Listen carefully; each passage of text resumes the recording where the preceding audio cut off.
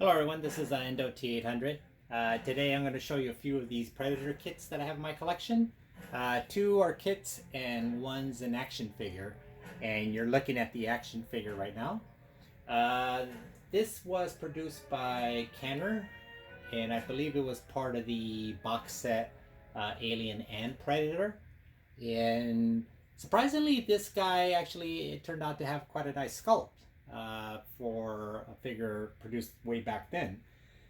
Usually these things were a lot more generic and didn't have the level of detail like this guy. So I'll show you them a bit closer here.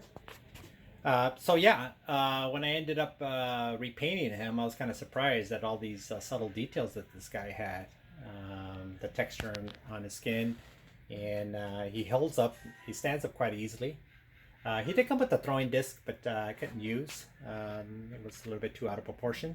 I did add in the wrist blades because I didn't like the original ones.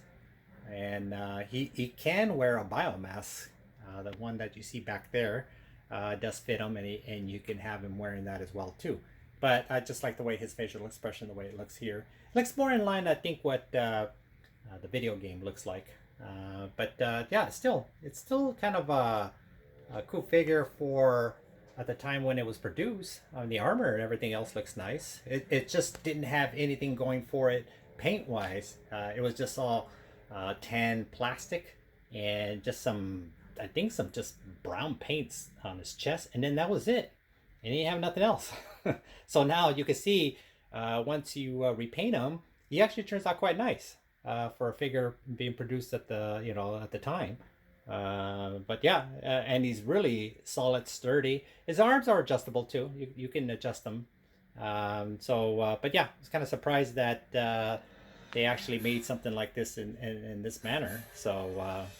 And this is the I believe the Billiken kit that they came out with. So you could buy them individual or like this as a kit. They do stand up on their own. And the Alien, you could stand them up as well. But they look best like this interacting. And they kind of made that design where you could either interact them like this or you can have them separate as well too. They can freestand on their own. But this guy, I did the same thing too. I painted him more in the manner of the video game because he looks more in line of that. It still makes for a nice display kit. And then this one, he's solid resin. It's pretty heavy. And I painted him more like the actual Predator because that's what he's more or less designed. And then I added in the air hoses and some of the metal cables there. Now, those air hoses do interact with his biomask. So there's some holes there. So if you put the biomask on his face, you can attach the air hoses just for added detail. Because he didn't come with anything like that.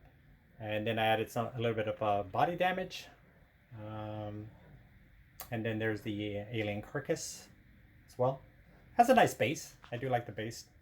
And his biomass has the damage to it. And then also with this guy, I ended up adding a leather skirt just to give him a little bit more enhanced detail as opposed to just the resin skirt that it came with. But so these are a few of the figures that I've had. And like I said, if you do find this figure just tossed around somewhere, definitely pick them up because once you paint them over, you can definitely see he turns out quite nice for being pretty plain out of the box. It does turn out to be a good display item after all, and he's pretty solid, like I said. He's not cheap or flimsy or anything to that effect too. But just wanted to show you a few of these items that I have in my collection. So if you have any questions or comments, feel free to leave them, and please hit the like button as well too. And next time we'll see if I'll show you something else. Now, if I do find some archive photos of this guy the way he looked before, I'll try to post those at the end of the video if I do have them, but I'm not sure if I do or not. But if I do, I'll try to post them. All right, thanks. Bye-bye.